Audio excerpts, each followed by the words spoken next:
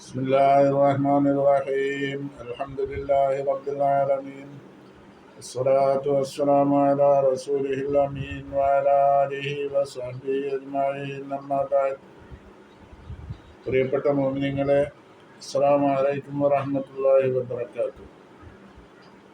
എല്ലാവർക്കും സുഖമെന്ന് കരുതുന്നു.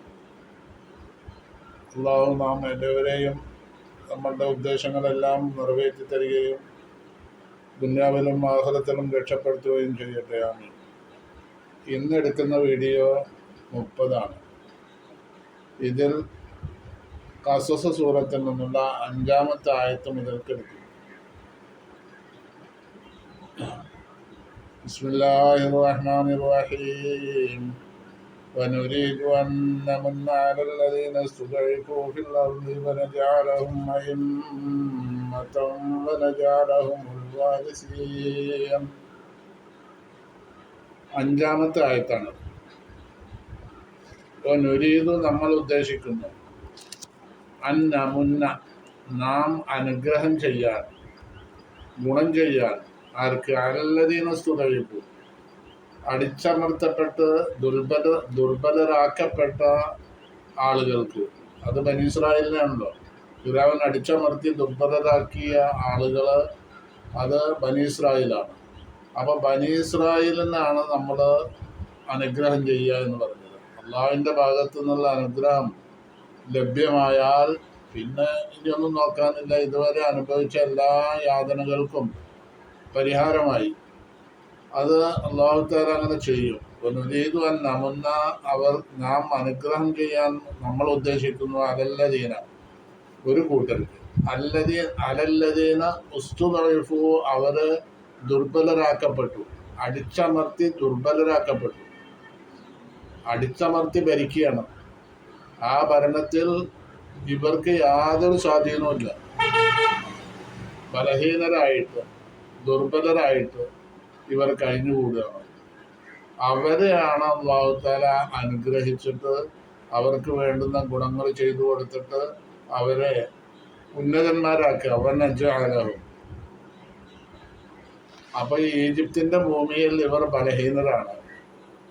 അലല്ലദീന സുഗൈഫു ഫിൽ അർദി എന്ന് പറഞ്ഞാൽ ഭൂമിയിൽ, ഏത് ഭൂമിയിൽ? ഈജിപ്തിന്റെ ഭൂമിയിൽ. ഈജിപ്തിന്റെ ഭൂമിയിൽ ഇവർ അടിച്ചമർത്തപ്പെട്ടവരാണ്. ഇവർക്ക് യാതൊരു സ്വാധീനവും ഇല്ല.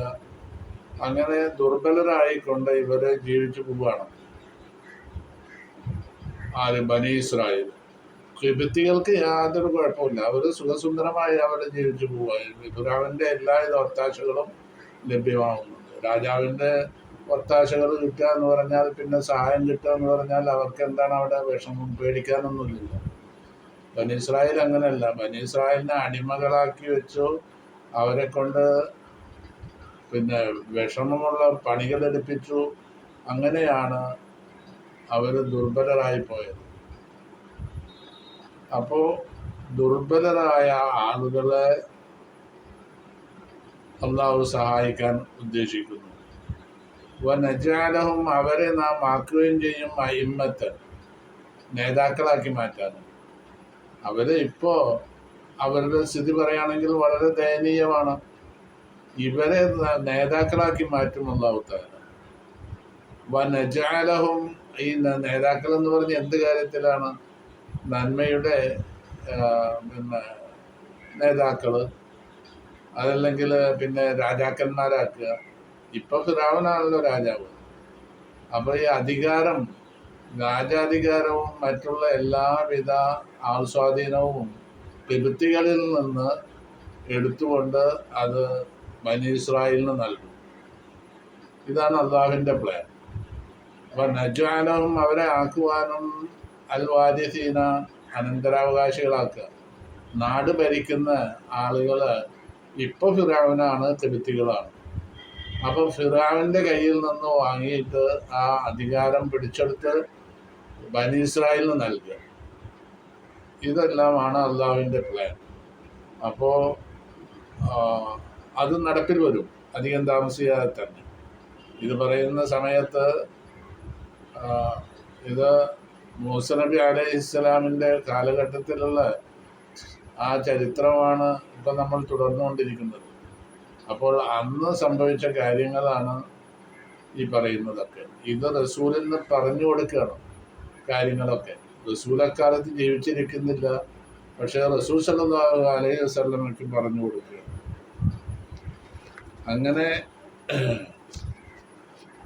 നേതാക്കളാക്കുവാനും രാജഭരണത്തിൽ അതിൻ്റെ അനന്തരാവകാശികളാക്കിയിട്ട് മാറ്റാനുമാണ് നാം ഉദ്ദേശിക്കുന്നത് എന്നാണ് അല്ലാഹു തആല പറയുന്നത്.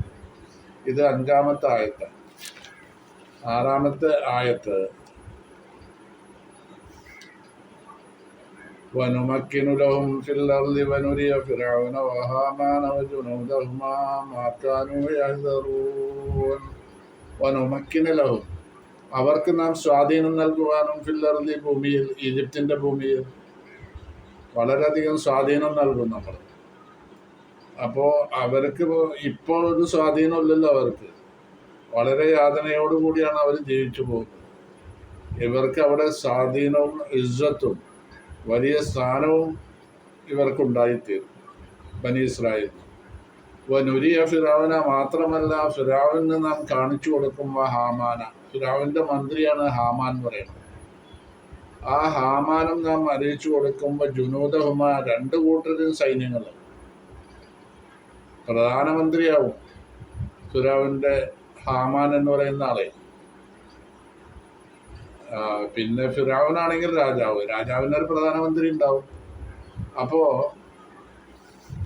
രണ്ടുപേരും വളരെ, രാജാവാകുമ്പോൾ പിന്നെ എല്ലാവിധ അധികാരം അയാൾക്ക്, പിന്നെ രാജാവ് കൊടുക്കുന്ന അധികാരമാണ് പ്രധാനമന്ത്രിക്കുള്ളത്, അത് ഹാമാൻ. ഇവർ 2 പേർക്കും നാം കാണിച്ചു കൊടുക്കും. ജുനൂദഹുമ, അവർ 2 പേരുടെ സൈന്യങ്ങൾക്കും മാ കാനൂ യഹ്ദറൂൻ, അവർ പേടിക്കുന്ന ഒന്ന്. അവർ പേടിക്കുന്നത് എന്താ? അവരുടെ ബനി ഇസ്രായേലിൽ ജനിക്കുന്ന ഒരു കുട്ടി കാരണമായിട്ട് ഫിറൗവിൻ്റെ അധികാരം നഷ്ടപ്പെടും. ഫിറൗവിൻ്റെ ഹലാക്ക് തന്നെ ഈ കുട്ടി കാരണമായിട്ടായിരിക്കുമെന്ന് ജ്യോത്സ്യന്മാർ പറഞ്ഞിട്ടുണ്ടല്ലോ. അപ്പോൾ അതാണ് അവർക്ക് പേടി. രാജഭരണം പോവും, പിന്നെ മരിക്കേണ്ടിയും വരും. ഇതാണ് അവർ പേടിക്കുന്ന കാര്യം. ഈ പേടിക്കുന്ന കാര്യം രണ്ടും അത് അവിടെ സംഭവിക്കും. അത് അവർക്ക് കാണിച്ചു കൊടുക്കുകയും ചെയ്യും, ഫിറൗനും ഹാമാനും. അപ്പോൾ അള്ളാഹു പ്ലാൻ ചെയ്ത കാര്യങ്ങളൊക്കെ അതേ നിലയിലും നടക്കും, ഒരു സംശയവുമില്ല. ഈ പിന്നെ അടുത്ത ആയത്തിൽ പറയുന്നത് വലിയൊരു കാര്യമാണ്. അള്ളാഹുവിൻ്റെ പ്ലാനിങ് എങ്ങനെയാണെന്ന് മനസ്സിലാക്കാൻ പറ്റിയൊരു കാര്യമാണ്.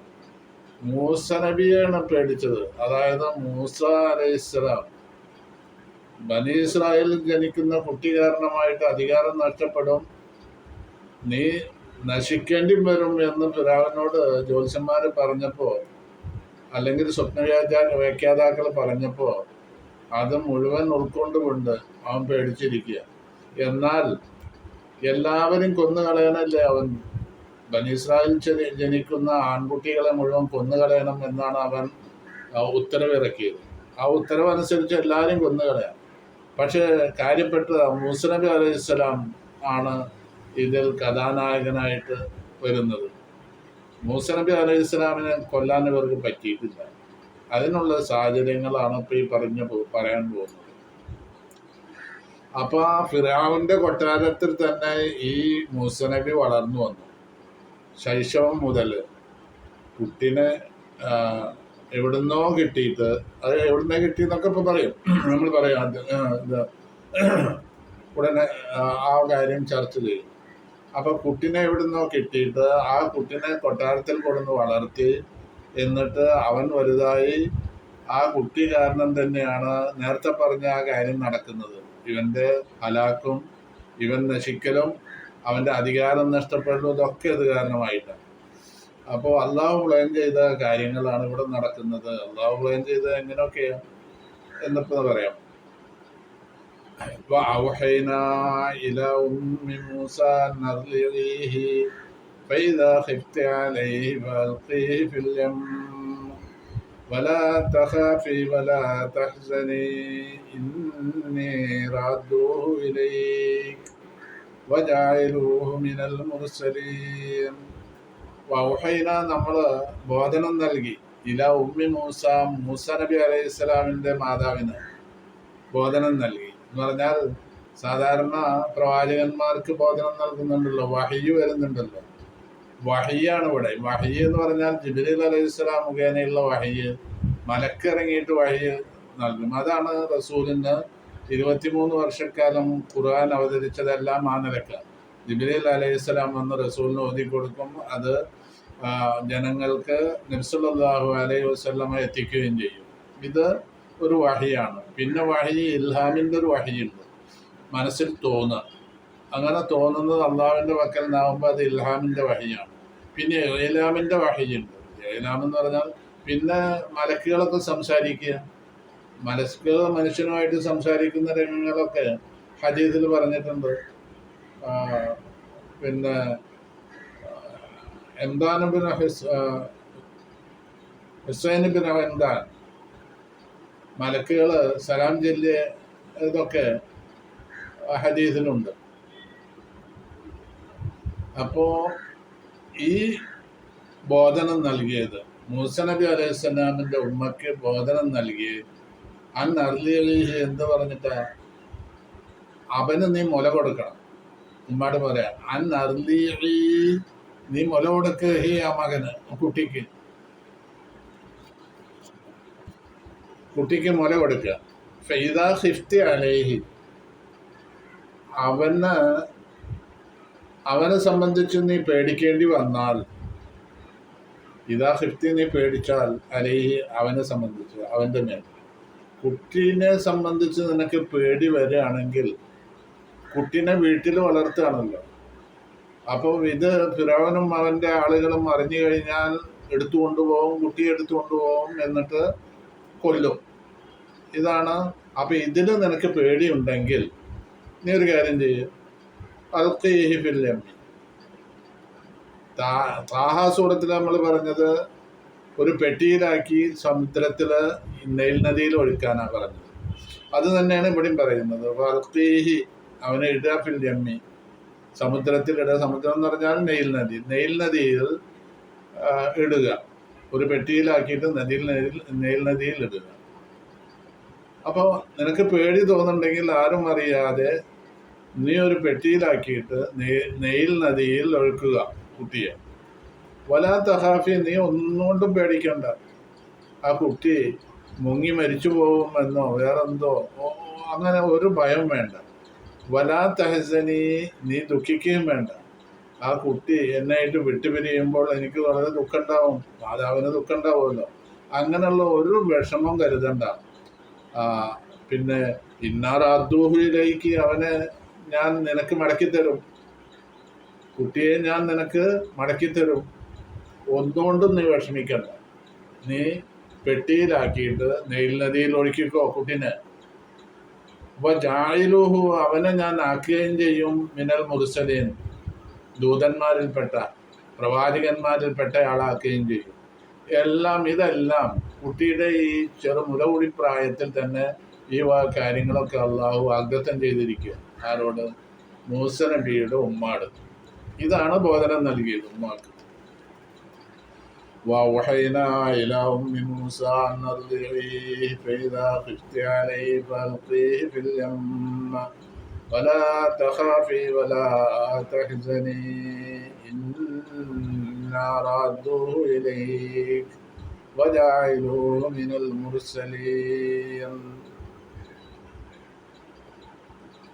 അപ്പോൾ 3 ആയത്തുകളാണ് ഇപ്പോൾ നമ്മൾ എടുത്തത്. ഇത് എല്ലാവരും സബ്സ്ക്രൈബ് ചെയ്യണം. ഇൻഷാ അല്ലാഹ് 7 ആയത്തുകളായി. 8ാമത്തെ ആയത്ത് മുതൽ അടുത്ത വീഡിയോയിൽ. അസ്സലാമു അലൈക്കും വറഹ്മത്തുള്ളാഹി വബറകാതുഹു.